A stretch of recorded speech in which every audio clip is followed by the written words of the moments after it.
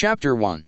The time of bringing the belief system into harmony with the actual physical reality situation in order to avoid the doom of destruction that is now awaiting the majority of Earth's population is now.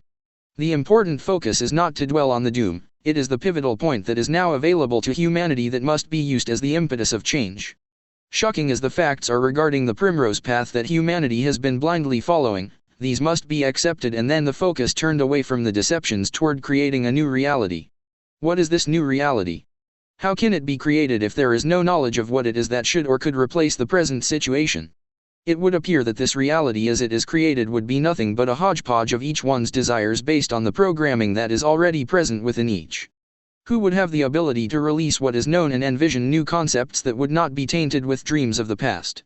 If advice were asked of galactic brothers and sisters, would those not be entwined within their known reality?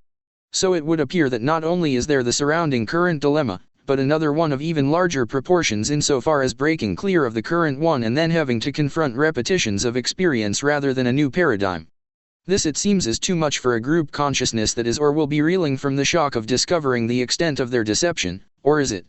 It will be within the release of that shock and the decision to create their own reality that the birthing shall take place. If what is known is deception, then will pursuing opposite concepts result in knowing truth? Indeed it could. For example, if benevolence has been sought from outside sources, is it indeed available from within one's own awareness? If freedom has not been found in either authoritarian systems or in the pursuit of individual freedoms, then where is it to be found? Could it be obtained within moral and ethical standards that gift the individual within an agreement made by cooperating groups?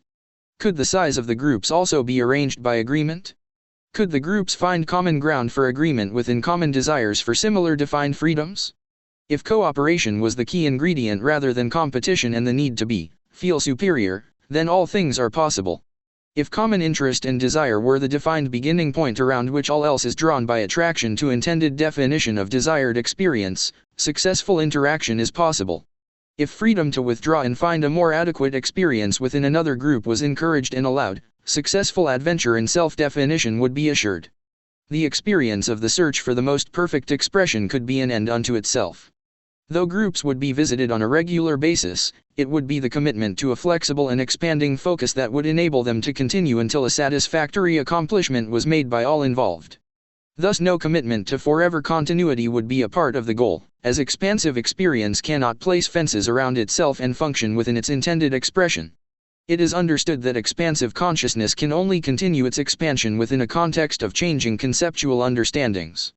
Progress results in shedding old understandings as these are encompassed in wisdom and the focus is ever toward the unfolding of new knowledge that allows for change. The introduction of apparently conflicting information resolves into integration of the apparent dichotomy and allows for progression into greater concepts. In other words, stagnation through holding to static beliefs halts the desired process. The safety of known apparent truths is a trap, which the progressing consciousness must purposefully avoid.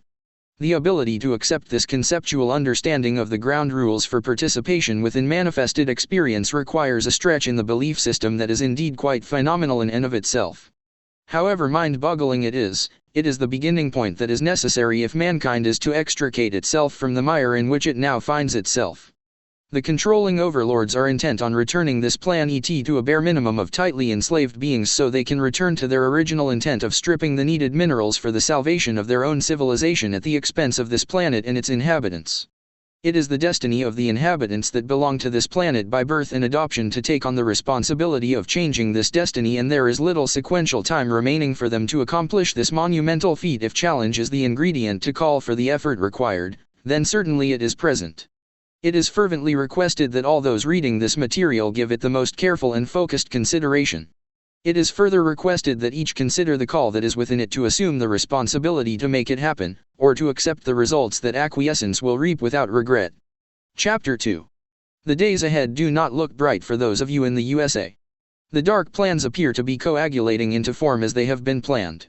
The light workers are the focus of God, as you have chosen to name the outplay of creative energies that bring into being galaxies, solar systems, planets, and individualized awareness to acknowledge and experience these manifestations. These now begin their work in earnest. Indeed, each individual awareness has within itself that creative energy that is theirs to acknowledge and to know personally. It is the focus of that subtly powerful energy that is who each really is. It appears to be apart from the personality, ego that is capable of comprehending the understanding of the concept of it. It is the becoming of this apparently larger-than-life beingness that is the difficult accomplishment. Yet, there is no other God. That which each is in this larger reality is the only doorway to understanding the concept of what is called God. God is not a focus of personality, individual thought processes or a benevolent creator separate from you. God is the combination of the focus of all its parts coalesced into the composite of all. Each awareness is blocked from being a part of that composite until each realizes that it is a part of this composite. Being told that it is, means nothing at all. It is the realization that one's self is a viable part of that composite that encompasses the totality of the being. That is what becoming is all about.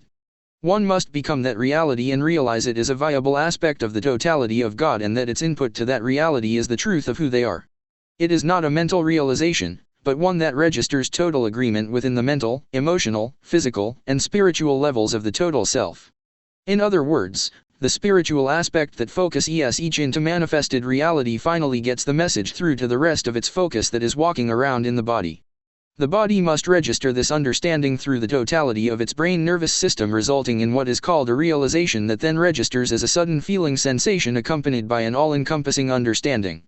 It allows for a total change in perception with regard to the self and how this self fits into the composite picture of experience. This results in a change in the perception of God, which suddenly allows for an understanding that God equates to cosmic, galactic citizenship rather than a father-child relationship. It is a shift from being or experiencing as powerless to the awesome responsibility of being a contributing portion to the totality of what constitutes God, or the creative energy of potentiality being focused into experience in order that it can be defined and understood. The pivotal point at which this change takes place is not a shift from negative to positive. It is rather an uplifting to a new point in the spiral of experience that allows for a greater understanding and ability to utilize the positive, negative energies that are part and parcel of the outflow of creative energies in the individual and collective foci that result in the larger matrix or design of the whole pattern of a galaxy. It is easier to grasp the larger picture of this description than to define it at the level of each individual awareness. Each being comes to the point of their own realization in unique ways and by unique combinations of experience and wisdom. The point is often approached and rejected many times before the actual crossover acceptance happens. It requires a great deal of courage to cross over to a new and different perspective of the life experience. It requires releasing well-learned lessons and entering into a completely new consciousness of what reality truly is. For those who are on the planet Earth now, the deceptions are of such magnitude and the truth of what each being is, so well hidden, that the acceptance of the truth by the masses is such a gigantic leap in consciousness that it appears to be impossible that it could possibly happen. Yet, happen it must if this segment of the human race and this jewel of a planet are to survive. When viewed from the larger perspective, the deceptions as perpetrated on the human race of this planet are so totally illogical that it is quite amazing that so few humans have figured out the truth. Granted, many, when they are first introduced to the possibility that they have been deceived, immediately resonate with the idea and begin to contemplate its possibility and arrive at the truth of its probability. However, those that cling to the deceptions with tenacity are in the overwhelming majority. It is therefore to be anticipated that much chaos will be experienced before a mathematical coefficient of beings making the realization, change of consciousness is reached to bring about a shift in the future experience on this planet. It is then to be anticipated that the planet itself may or may not be able to survive the abuse that is being loosed upon it. To enable more help from the galactic citizenry to assist in this situation, a large number of responsible Earth citizens must request this help to save the planet first and the citizenry second. The requests now are being made more on a personal salvation basis than from the larger picture, which automatically includes the personal aspect. Thus it is that we offer these concepts for the consideration of those who choose to read and to accept them as suggestions worth considering and acting upon. Our concern is that the composite concept of God, that each awareness is entitled to contribute to as a realized consciousness, become the next focus of concern for those awake and aware humans awaiting the next step in their assignment. End chapter 2.